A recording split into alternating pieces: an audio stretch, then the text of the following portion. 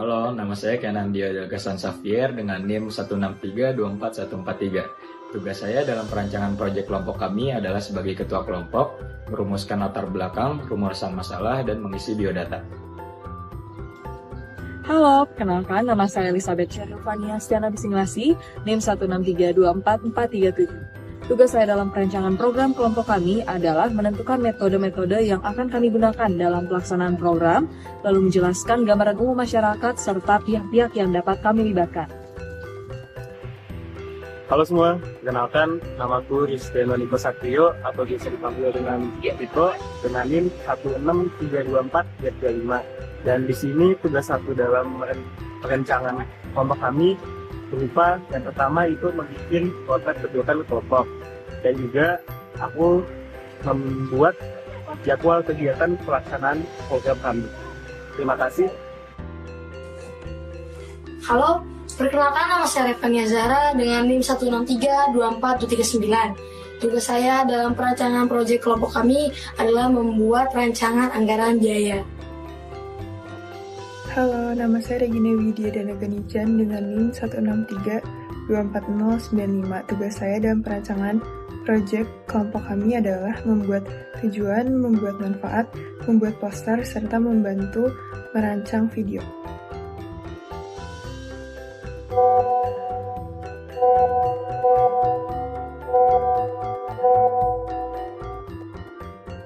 Guys, kalian udah tahu belum kalau di kuliah Pancasila tuh kita bakal ada tugas kelompoknya? Oh iya, udah tahu sih. Iya, tahu deh. Tapi kelas kita belum tentuin kan temanya apa. Iya sih, belum ada dikirim. Kita tunggu dulu aja gimana info dari kakaknya.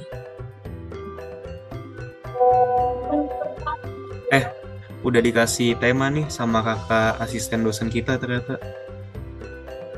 Oh iya, di grup. Coba dibaca. Oh, ini tentang program peningkatan infrastruktur desa. Waduh, kita ngapain ya? Berarti kita tahu dulu nggak sih permasalahan suatu desa tentang infrastrukturnya? Kalau desa sayang gimana menurut kalian? Jangan deh. Kayaknya gue ada yang lebih bagus dengan namanya tuh Desa Hegar Mana, di mana lokasinya tuh lebih tepat sama lebih strategis juga buat kita survei ke depannya. Iya sih, aku juga setuju. Soalnya kalau di Desa Egarmana itu emang infrastrukturnya belum terlalu memadai gitu, guys.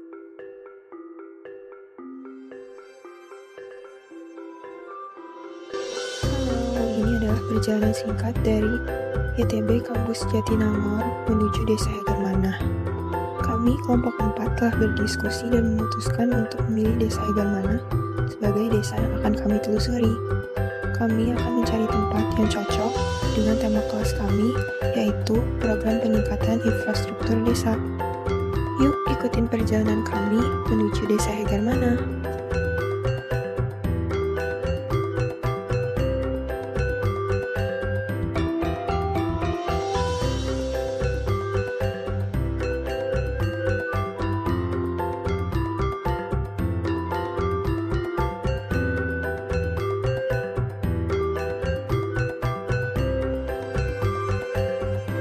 Guys, gimana? Udah nonton video aku sama Gina nelusurin desanya belum?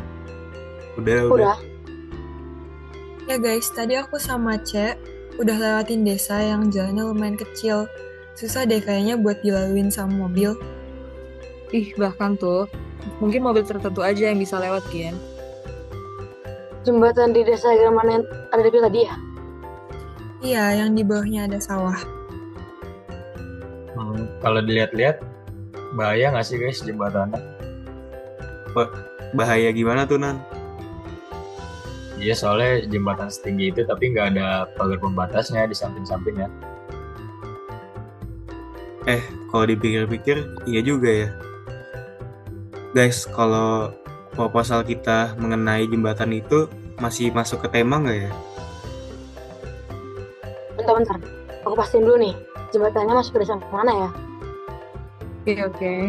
Oke. Guys, jembatannya masih kawasan Desa Egarmana nih. Ide yang bagus gak sih kalau kita jadiin jembatan ini sebagai permasalahan yang kita ajuin di proposal? Boleh. BTW aku ada footage di jembatan itu waktu anak kecil lagi main di pinggir jembatannya gitu guys. Udah cek, tolong dikirim ya videonya.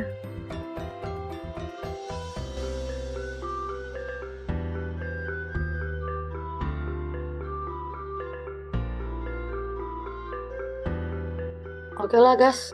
Kita tentuin judul proposal kita. By the way, nama jembatannya Jembatan Cincin ya guys. Oke, gitu. Oh, kayak gitu.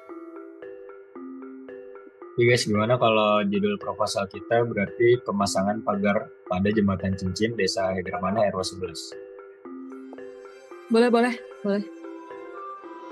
Guys, boleh aku ganti dikit nggak? Jadi pemasangan pagar pembatas jembatan cincin Desa Hegermana RW 11. Gimana? Emang apa bedanya sama yang pendapatnya Kinan? Kalau aku yang pada jembatan cincinnya ditambahin jadi pagar pembatas biar lebih jelas. Oke, ngerti. Setuju. Aku juga setuju. Ide bagus lagi, Nak. Gimana yang lain? Setuju sih. Setuju. Bagi tugas di grup aja ya guys. Semangat semuanya. Kasih.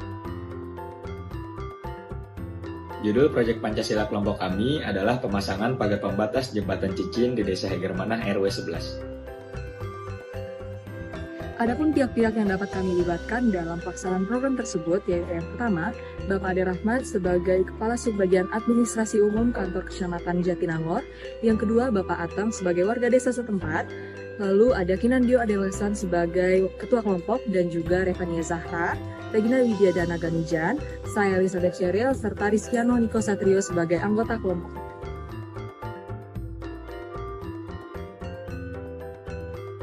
Bang, latar belakang proyeknya apa, Bang? Oh gitu, oke. Jadi jembatan itu merupakan struktur bangunan yang berfungsi untuk menggabungkan dua bagian jalan yang terputus oleh adanya rintangan-rintangan. Contohnya adalah waduk, lembah yang dalam, jalur kereta api, saluran irigasi, dan lain-lain. Nah, namun di jembatan cincin ini itu hanya diperuntukkan untuk penyeberangan orang dan kendaraan roda 2. Selain itu, jembatan cincin ini punya sejarah yang unik loh. Nah, pada tanggal 22 Januari tahun 1983, Desa Hegermana, Kecamatan Jatinangor, Kabupaten Sumedang, merupakan desa pemekaran dari Desa Cikeruh. Nah, dahulu sebagian Desa Hegermana itu merupakan lahan tidur bekas perkebunan karet. Seiring dengan perkembangan wilayah, Desa Hegermana dijadikan sebagian dari kampus 4, khususnya untuk Fakultas Pertanian dan Peternakan. Dulunya jembatan ini digunakan untuk mengangkut hasil bumi dari Sumedang menuju Batavia. Jembatan cincin ini merupakan jalur rel kereta api peninggalan masa penjajahan Belanda, ujar Pak Api Tatang. Api Tatang juga menambahkan, jika seiring peralihan kekuasaan dari Belanda ke Jepang pada tahun 1942, kereta api sudah tidak terlihat lagi melintas di jembatan cincin. Padahal jembatan cincin sebelumnya menjadi akses penghubung antara stasiun kereta api Tanjung Sari, Sumedang dengan Ranca Ekek, Kabupaten Bandung. Kereta api menuju Sumedang ini memang digunakan hanya untuk kepentingan hasil bumi, bukan kereta orang atau transportasi massal.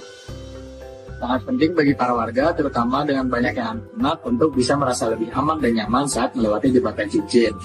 Karena jembatan tersebut sama sekali tidak memiliki pagar pembatas atau pengaman di sekitarnya, padahal memiliki ketinggian yang tidak bisa disepelekan. Jika terus dibiarkan, khawatirkan jembatan ini bisa merenggut korban luka atau bahkan hingga korban jiwa. Pak Ateng, seorang warga di RW 11 Desa Hegermana, menambahkan jika dahulu pernah ada insiden seorang warga terjatuh dari jembatan cincin diakibatkan oleh kencangnya angin di jembatan tersebut. Untungnya seorang warga tersebut hanya mengalami luka-luka dan tidak ada korban jiwa di insiden tersebut. Tentunya kita berharap untuk tidak ada korban selanjutnya. Hal ini bisa diatasi dengan pemasangan pagar pembatas atau pengaman di jembatan cincin. Pembangunan infrastruktur pagar pembatas di jembatan ini merupakan pengamalan sila kelima Pancasila, yakni keadilan sosial bagi seluruh rakyat Indonesia, karena mendukung kesejahteraan masyarakat dan keadilan sosial dengan memberikan akses yang lebih baik dan meningkatkan keamanan bagi para warga yang menggunakan jembatan ini. Selain itu, pemasangan pagar pembatas ini juga memberikan perlindungan lebih bagi kelompok masyarakat rentan, seperti lansia, anak-anak, dan penyandang disabilitas. Dengan adanya infrastruktur yang aman, kualitas hidup masyarakat juga akan meningkat, karena mendapatkan akses yang lebih baik, aman, dan nyaman. Dan hal ini sejalan dengan cita-cita keadilan sosial yang tercantum pada sila kelima Pancasila. Berdasarkan latar belakang yang saya jelaskan sebelumnya, ada pun rumusan masalah sebagai berikut. Yang pertama adalah bagaimana kondisi keselamatan para pengguna jembatan tanpa adanya pagar pembatas, terutama bagi anak-anak dan para warga yang sering melintasi jembatan tersebut. Dan kedua adalah bagaimana risiko yang dapat muncul akibat tidak adanya pagar pembatas di jembatan cincin, mengingat tingginya jembatan dan banyaknya pengguna jembatan tersebut. Dan yang terakhir adalah bagaimana cara mengatasi potensi masalah yang dapat timbul akibat tidak adanya pagar pembatas di jembatan cincin. Pembangunan pagar pembatas di jembatan cincin ini dilakukan demi mencapai tujuan-tujuan sebagai berikut. Yang pertama, mengevaluasi dan melakukan survei kondisi keselamatan pengguna jembatan cincin tanpa pagar pembatas, terutama bagi anak-anak dan warga yang sering menggunakan jembatan, untuk mengetahui urgensi pemasangan pagar pembatas. Yang kedua, mengidentifikasi dan menganalisis resiko yang dapat muncul akibat ketiadaan pagar pembatas di jembatan cincin dengan mempertimbangkan tinggi jembatan dan banyaknya pengguna jembatan di RW 11 Neglasari. Yang ketiga, memasang pagar pembatas yang sesuai standar keamanan dan keselamatan untuk mencegah terjadinya kecelakaan serius seperti jatuhnya pejalan kaki atau pengguna kendaraan dari jembatan. Manfaat yang diperoleh dengan dilakukannya pemasangan pagar pembatas pada jembatan cincin. Yang pertama, meningkatkan rasa aman bagi para pengguna jembatan. Yang kedua, mengurangi resiko kecelakaan bagi pengguna jembatan. Yang ketiga, memenuhi standar keselamatan dan regulasi jembatan. Yang keempat, meningkatkan estetika dan nilai infrastruktur dari jembatan. Selanjutnya, metode pelaksanaan. Metode pelaksanaan yang kami gunakan terdiri atas 3. 1. Metode observasi. 2. Metode wawancara. 3. Metode gotong royong. Observasi merupakan cara untuk mengadakan penilaian dengan pengamatan secara langsung serta sistematis. Observasi dilakukan dengan tujuan menemukan informasi dari suatu tempat maupun objek. Adapun metode wawancara yaitu metode mengumpulkan data dengan melakukan tanya jawab secara tatap muka. Hasil dari metode wawancara yang kami lakukan adalah memperoleh keterangan pihak dan informasi mengenai kondisi jembatan, mobilitas penduduk, serta kegunaan jembatan cincin tersebut. Selanjutnya, metode gotong royong. Dalam pelaksanaan program pembangunan ini tentunya memerlukan tenaga sumber daya manusia dalam prosesnya. Warga Desa Hegarmanah RW 11 bersedia untuk membantu selama proses pembangunan berlangsung.